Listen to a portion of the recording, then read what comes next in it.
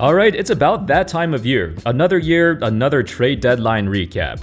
This time, there was a lot of action at the deadline, so I won't be able to cover all of the smaller transactions. But I will take a look at all the major deals that could potentially change the course of the teams involved. Which teams won the deadline? Which teams lost? Which teams are, we're still unsure and waiting to see how it goes. How's it going, folks? My name's Andy, and let's get started. The Los Angeles Lakers, massive winner.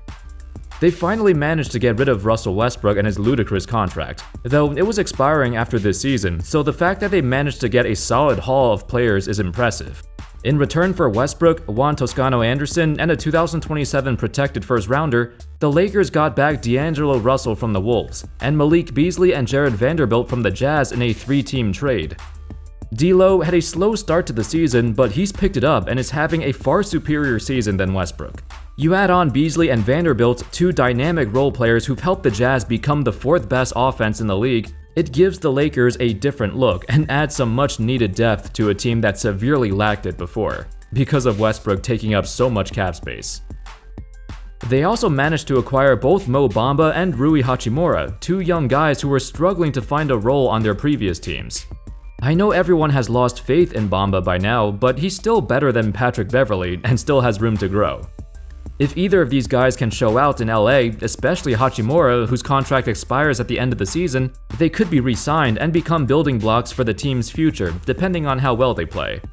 It's clear the Lakers are looking forward into the future and are trying to go younger, and playing alongside LeBron, under the right circumstances, there's a chance they could flourish in this system. The Brooklyn Nets, massive loser. It wasn't too long ago when the trio of Kyrie Irving, James Harden, and Kevin Durant was supposed to take the world by storm.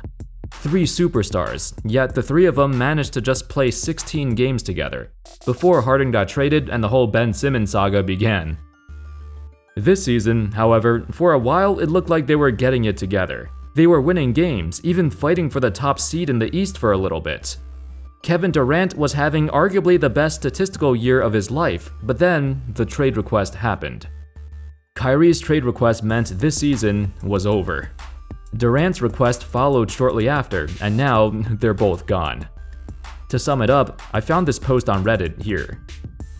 The Brooklyn Nets turned Kevin Durant, James Harden, and Kyrie Irving into Mikal Bridges, Cam Johnson, Jay Crowder, Ben Simmons, Seth Curry, Andre Drummond, Spencer Dinwiddie, Dorian Finney-Smith, 7 first-round picks, 2 second-round picks, and a 2028 pick swap.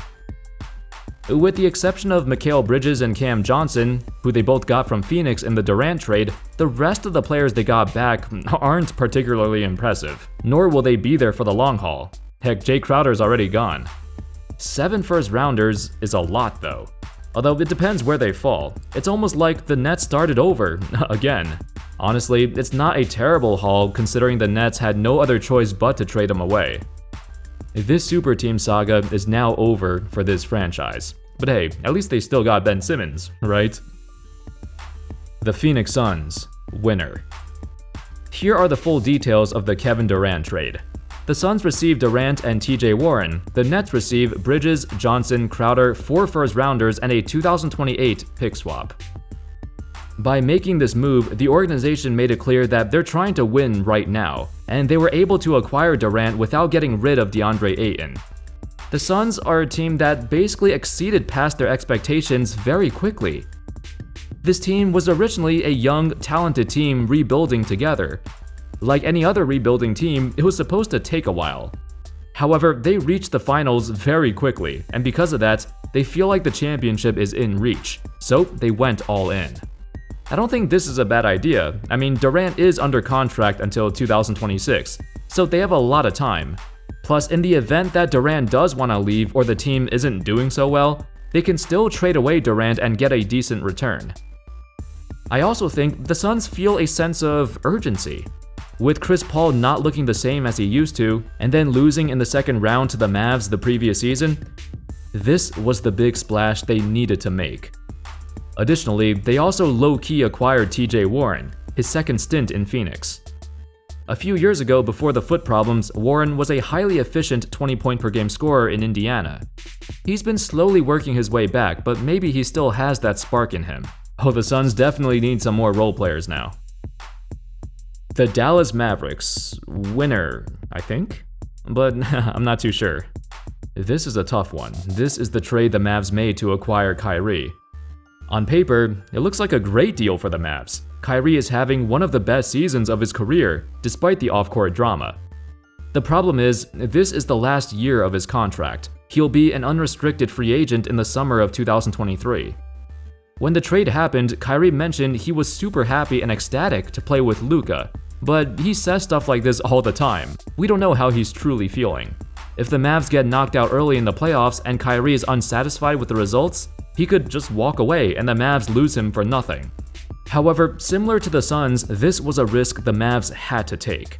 Even though Luka has been dominating, his supporting cast has been mediocre for the past few years. Or scratch that, for his entire career actually. They needed another star, another ball handler to take the pressure off of him. And contrary to popular belief, Kyrie is very adept at playing off the ball too. Plus, he actually draws double teams, which will make Luka's job a lot easier. Had the Mavs not made this trade, they'd probably be looking at an early playoff exit, especially with how competitive the West is this year. It was the right move to make, just gotta hope he stays in Dallas. The Utah Jazz. Loser. Remember when the Jazz started off the season playing so well? They used to be first in the West in the first few weeks of the season. Well, that's changed. They traded away Mike Conley, Malik Beasley, Jared Vanderbilt, and Nickeil Alexander-Walker, all of whom were playing meaningful minutes in their rotation. All of that for basically just a 2027 protected first rounder? Because everything else they got in that 3-team deal isn't worth anything. Perhaps they just really wanted Westbrook and took a gamble to see what happens? No, that can't be it. I think it was a move to clear salary space after this season is over, as both Conley and Beasley had contracts worth over $60 million each, which wouldn't expire until 2024. Actually, that's exactly it now that I think about it. Since Westbrook expires in 2023, the Jazz will have space to make a big splash this summer. Looking at the list of 2023 free agents, it's a huge list. A lot of good players, a lot of big names. It seems like this trade was made in preparation for that.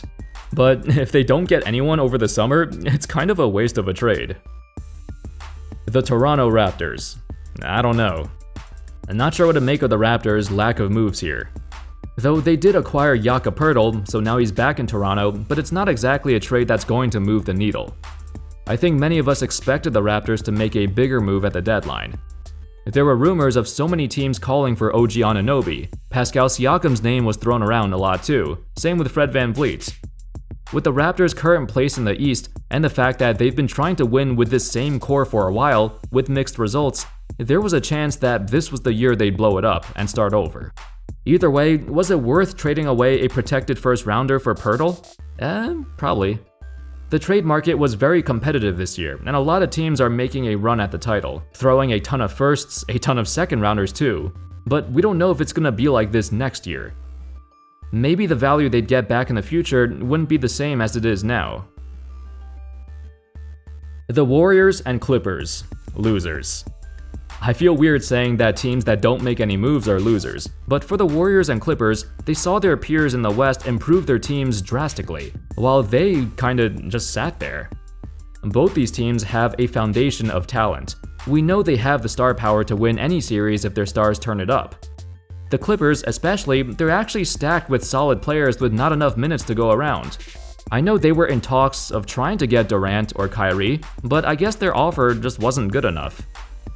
The Warriors, on the other hand, we didn't expect them to make a big splash, but it was still surprising they gave up on James Wiseman this quickly. It was part of a 3-team trade, actually, that looked like this. They got 5 second rounders at least, which has somehow become a trend this deadline. The Denver Nuggets. Winner. I am somebody who believes that if you're first in your conference, you shouldn't feel the need to make any moves. However, the Nuggets did. They made 2 smaller moves that were actually quite good. One was getting rid of Bones Highland, who, judging from Jamal Murray's tweets, he probably wanted a bigger role that the Nuggets could not give him. He wasn't going to start over Jamal. They also acquired Thomas Bryant for basically nothing, and yes, I'm not a believer of second-round picks. You might strike gold, but 99% of the time, they don't lead to anything. Lost in the Lakers' polarizing season, Bryant has been having the best year of his life. He'll be a great backup to Jokic. At least he's way better than DeAndre Jordan. Also, there were a couple of other 3-team trades that I haven't mentioned yet. Notable players include Jay Crowder to the Bucks, who gave up 5 second-rounders. History says that whenever Jay Crowder gets traded, he does very well on his new team, at least for the first couple of months. Josh Hart to the Knicks was also a low-key, decent move. The Knicks didn't give up much, and he'll shore up the Knicks' defense, which they need help with. The Blazers? I don't know what they're doing. It's just another year of watching Dame play like an absolute god, but they'll barely make the playoffs, if they even do. That was my quick recap of the winners and losers of the 2003 trade deadline. Let me know your thoughts. Which trades were underrated or overrated do you think? Let me know in the comments. Thank you all so much for watching. I hope y'all enjoyed the video, and of course, as always, I'll see you next time. Peace.